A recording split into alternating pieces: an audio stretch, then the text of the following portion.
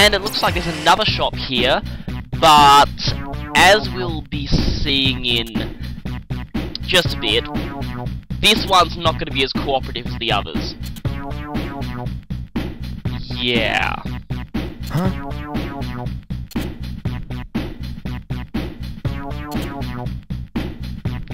Then why have you put it in a shop?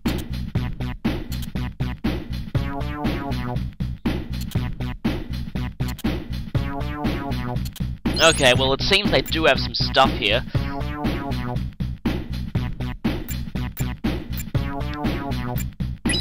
Particularly that fuse looks very interesting.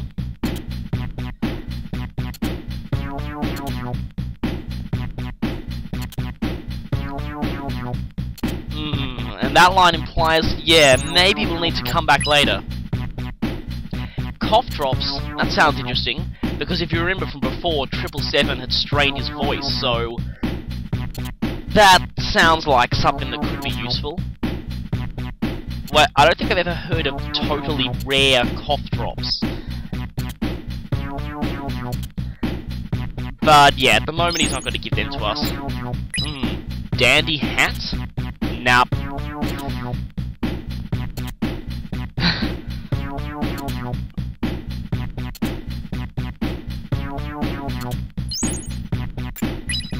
And this one here is a clothing item, by the way.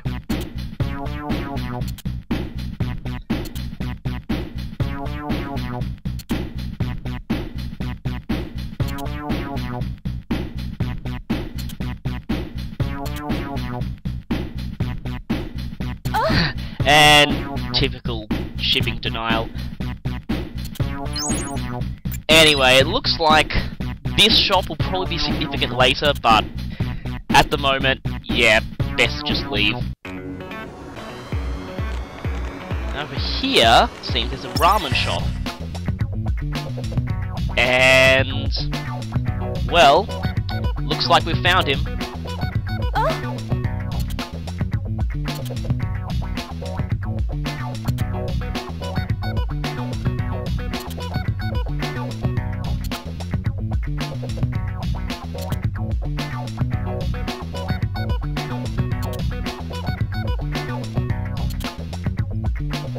Of course, it seems like this guy not really that willing to cooperate.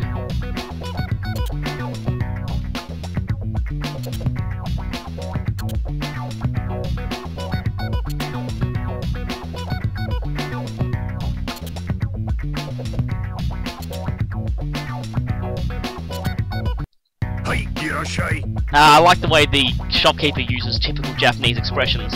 But, as you'll see here, yes, you can buy ramen. And yeah, another one of this game's main mechanics is food items. Which, yes, you can eat in this game, but don't worry, there's no negative effects for not eating. It's mainly just an added bonus, but as you'll see there, eating food will give you various stat boosts, which can be quite useful. Thank you. And as you'll see with the tutorial here, yes, the other benefit to eating food items is to boost your sync rate, which basically just affects the rate at which light puck bonuses increase, but it's certainly very useful. Of course, yeah, food needs to digest, and it digests by fighting battles. And yeah, you can only eat a certain amount per day, but normally that's not that much of a problem at this point.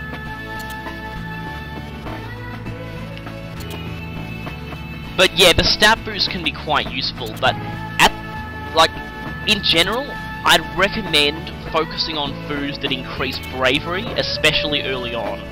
There's quite a good reason for that you'll see in a couple of parts. Now, Thank I you. just realised I didn't have enough money, so I better sell some of my yen pins. But yeah, it's probably a good idea to pick up a couple of these now. The ramen, I mean. Because, yeah, the stat boosts are quite useful. And yes, you can increase your friendship meter with food stores as well. And as you'll see here, if you do, you'll sometimes unlock new items. Now this one requires you to trade in other pins for it, but in this case it's just a 100 yen pin anyway. May as well get one of these.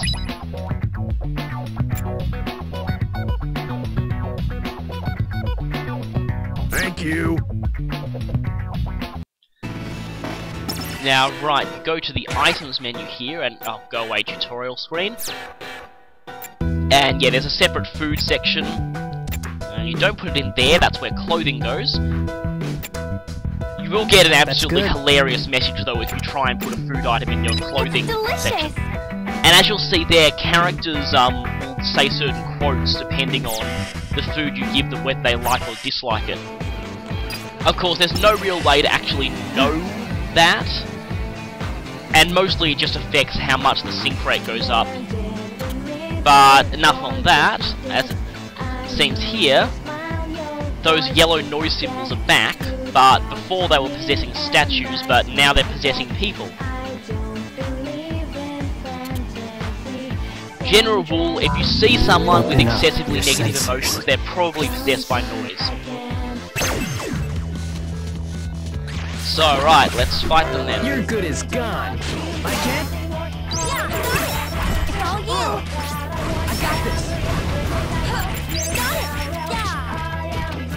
Now, as you can see here, I like using Ice Blow as a puck passer, but it works quite well against the bears because, yeah, they're big and quite easy to hit with it, but not so much against fast-moving enemies like wolves.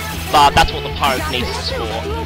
And at this point, it's generally a good idea to use fusions as soon as you get them, because, you know, once you've maxed out your fusion stars, you won't be getting any more. Later on, things will be different, but at this point, usually best to let loose once you get them. And a defense boost from Shiki. You'll generally get stat boosts for your partners as you progress in the story. Right, and this will explain about the noise symbols. Basically, they're all color-coded. Red means random encounter, yellow means possession noise, and normally they're critical to your mission. So, looks like we got him back.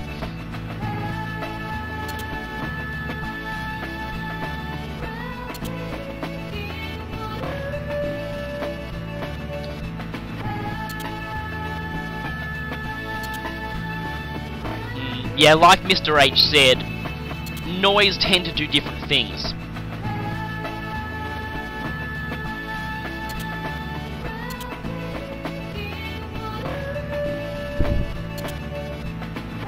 And Shiki has a good point here, because usually if you see someone possessed by noise, it's normally critical to your mission to actually erase them. So right, time to head back to A East.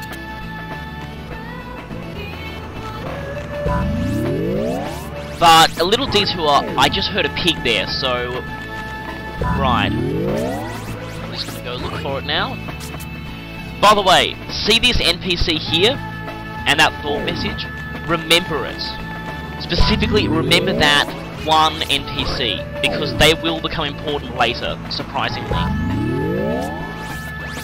Right, now I'm just looking at this one, because this thought's interesting, because there are a couple of NPCs that actually have recurring sort of mini storylines across the whole game. So yeah, that's one of those, the 777 Stalker / Fangirl. Yeah, their thoughts are going to change as you progress through the game. Oh, I still can't find that pig, where is it? Yeah, make sure you look down here, because there's often more to areas than... Oh, right, there it is. Right, here we go, time to die, piggy. Yeah, now with pigs, you know, general rule, be as relentless as possible. You need to cause as much damage as possible in a short amount of time. And often it's best to have both Neku and his partner simultaneously attacking, which mostly is just concentrate on the bottom screen while mashing the direction buttons on the top screen, really. But right, that pig just dropped again, but later on we'll get better stuff out of them. Alright, now I'm just switching around my pins because for some reason I was feeling like trying out Thunderbolt.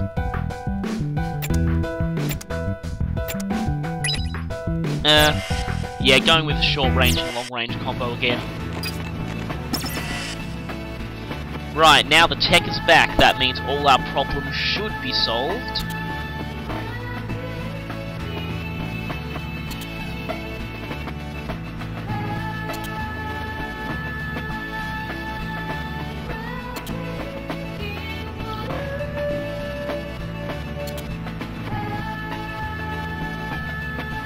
Oh, I see where this is going.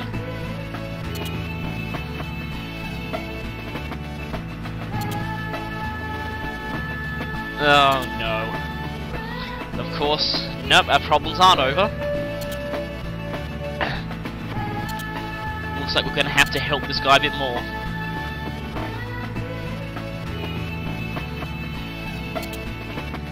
But at least he thanks us for what we've done so far.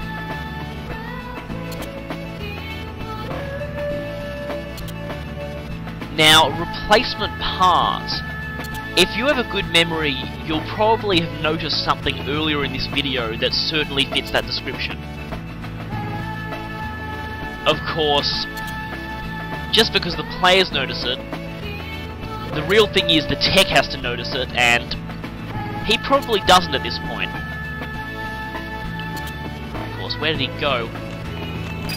He probably went up there. Of course, there's a Reaper here. And now he's going to let us pass the wall. If we fight two of those symbols.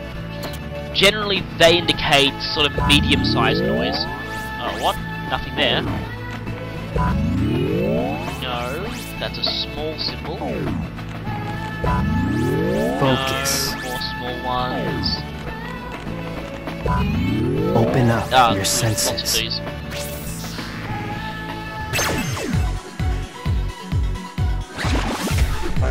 Probably a perfect time to explain, this song here is called Long Dream.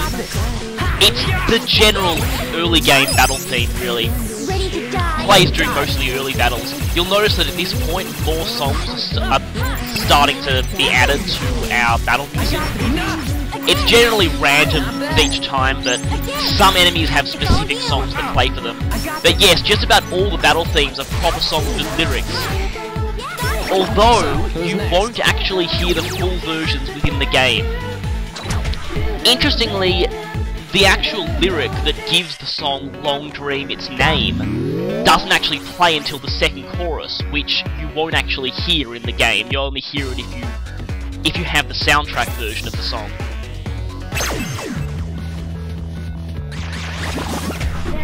You can do this, Neku! Right, this song here would be Hybrid. I'll probably talk more about that one later because we're being introduced to a new enemy here, Bat Noise. Yeah, they do that annoying spinning attack, but other than that, the main annoying thing about them is the fact they fly and thus, you know, out of range of a lot of your attacks. Really, at this point, the moves are probably more annoying. Bat Noise can be kind of annoying to your partner though, mainly because at this point it's quite difficult to dodge them.